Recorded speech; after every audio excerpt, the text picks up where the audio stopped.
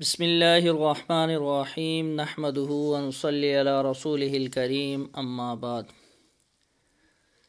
مسائل کا سلسلہ چل رہا ہے۔ آج ہم بیان کریں گے پرانی کرنسی کے عوض نئی کرنسی لینے کا حکم کیا ہے۔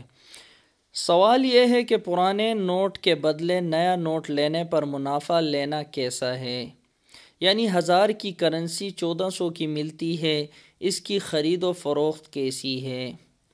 صورت مسئلہ کا جواب یہ ہے کہ نوٹ یا سکے جو ایک ملک کے ہوتے ہیں اور ایک ہی قسم کی مالیت رکھتے ہیں، اگرچہ پرانے اور نئے ہوں، ان کا آپس میں تبادلہ مساوی طور پر ہاتھ در ہاتھ جائز ہے۔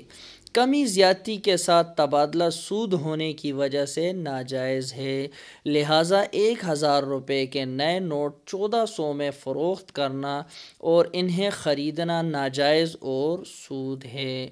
اگر ایسا عقد کرنا ضروری ہو تو جواز کی صورت یہ ہو سکتی ہے کہ نئے نوٹ دینے والا شخص 1000 روپے مالیت کے نوٹوں کے ساتھ ملا کر ایک ہی عقد میں کوئی اور چیز بھی فروخت کرے۔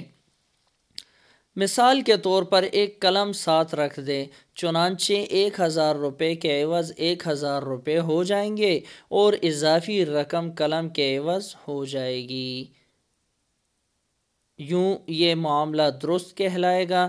خصوصاً عید پر لوگ اس میں احتیاط نہیں کرتے، تو اس پر احتیاط کرنے کی ضرورت ہے۔ فقط واللہ اعلم بالصواب۔ اللہ ہمیں دین کی صحیح معنوں میں سمجھ اور قدردانی عطا فرمائے، آمین۔